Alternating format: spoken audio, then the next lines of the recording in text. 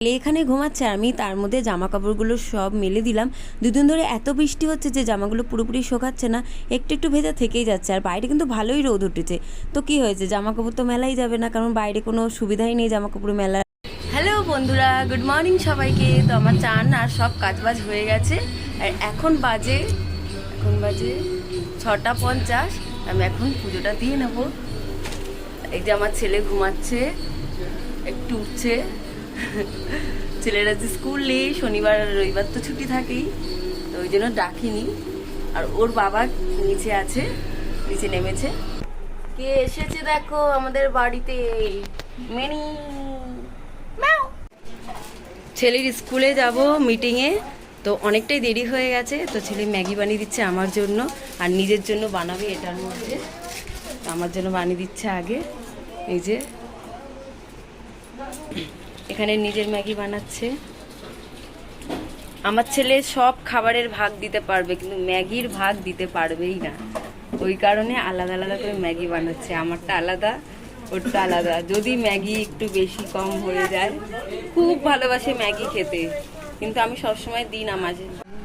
এখন আমি ম্যাগি খেয়ে আর চলে যাব, ছেলের স্কুলে মিটিং আছে, তার জন্যই।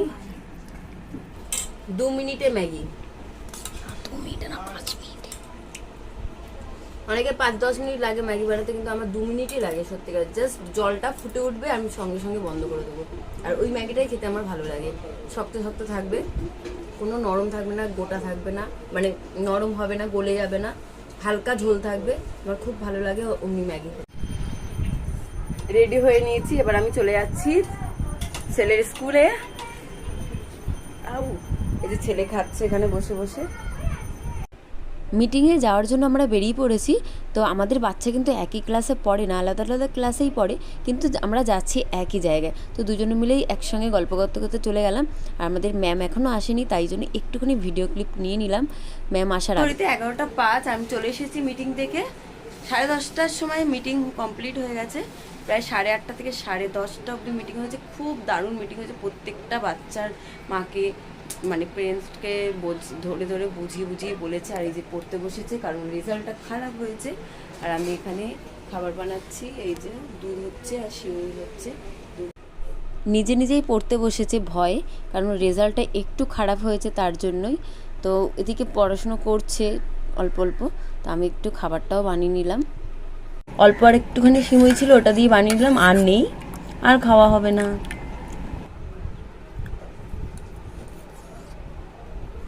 এদিকে আবার রান্নাবান্নাটাও বসিয়ে দিয়েছি। আজকে বানাবো ডাল আর সয়াবিন। আর তারপর আর কোনো ভিডিও করা হয়নি। আমরা এসেছি মায়ের ঘরে। তো মায়ের ঘরে আমার ছেলে গিটারটা দেখেই গিটারটা বার করে নিয়ে গান, একটা গান কর দেখি, যে কোনো একটা গান। রাত্রেবেলা বড়মাসেবের দোকান থেকে আসার সময় নিয়ে এসেছে ফুচকা, তো ওটাই এখন খাওয়া দাওয়া চলছে। আমার মায়ের বাড়ি আর আমার বাড়ি একদম কাছাকাছি, মায়ের ঘরেই ছিলাম। তো বড়মাসে ফোন করে বলেছিল আনবো কি, তো বললাম হ্যাঁ নিয়ে আসো। লঙ্কা ভর্তি, এর মধ্যে আলু একটুখানি।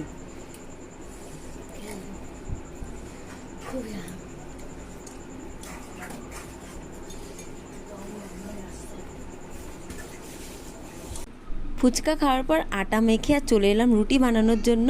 দুপুরবেলা তো ডাল আর সোয়াবিন আছেই, ওটা দিয়ে আমরা আজকে রাত্রের খাবার দাবারটা সেরে নেব।